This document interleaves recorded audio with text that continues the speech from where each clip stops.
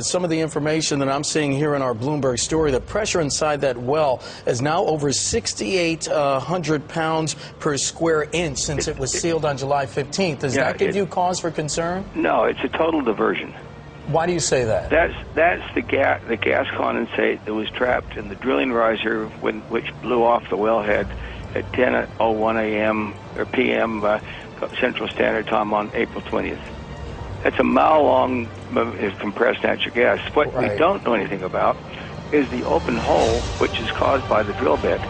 When they tossed the blowout preventer way out of the hole and all the casing out of the hole, and we're flowing 120,000 a day minimum of toxic poison, it's now covered the bottom of the Gulf of Mexico. Right. So what they're talking about is the biggest environmental cover-up ever, and they knew that well would that riser would finally deplete. Right. And then they could say it's over, and unfortunately we now have killed the Gulf of Mexico.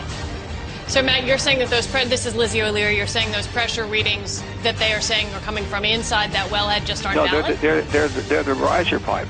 Right. It's attached to the rig floor. And you're saying that's simply a diversion from actually getting a decent reading down near some 5 to 10 miles away is what the NOAA research vessels have now proved is a deep oil lake that's growing by the day. And it's very toxic oil, and its gases are very lethal. And basically, if we have a hurricane now, we need to evacuate the Gulf Coast. Matt, we have about 30 seconds left. Talk to me about the implications for BP. Is bankruptcy in their future? Is that something? Listen, when people find out the magnitude of the story, I don't know we can technically clean up the Gulf, but it would cost at least $1 trillion. As you look back, April 20th was when this accident happened. As you look back and reflect on this, what were your concerns about what BP did or did not do leading up to this explosion? Well, first of all, when I woke up, when my wife turned on the television at 7 a.m. on the 21st, and I saw this shocking news that one of the greatest deepwater rigs ever built by one of the great companies in the industry, Transocean, was in the middle of this terrible fire. And then they said, this is a rig fire. This is the fuel on the rig. I know that there was 700 gallons of diesel on the rig, and I said, this is a lie. The Gulf of Mexico's on fire. Why are they saying this? For 2 days they kept saying it's a rig fire. When the rig sank, they could no longer call it a rig fire, so they said it's a riser leak. Okay, so why did they say it? Because if they'd said the truth, they'd all go to jail. Huh. Just that simple. Yeah. I mean, look at some of the testimony of the people, of the Transocean people who were pleading with them. Do not do this or we'll all die. And this little 32-year-old punk that pleaded the fifth yesterday for the second time, this is the first time he'd ever been a company man on an offshore rig, he said either my way or the highway.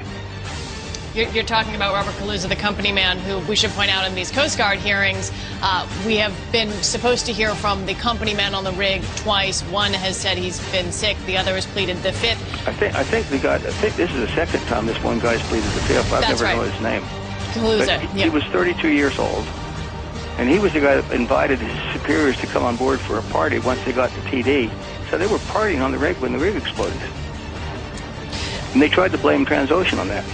Well, let me ask you then, because we've seen Transocean staff be named as parties of interest here. No, they're parties of heroic. They need congressional medals of hero for this.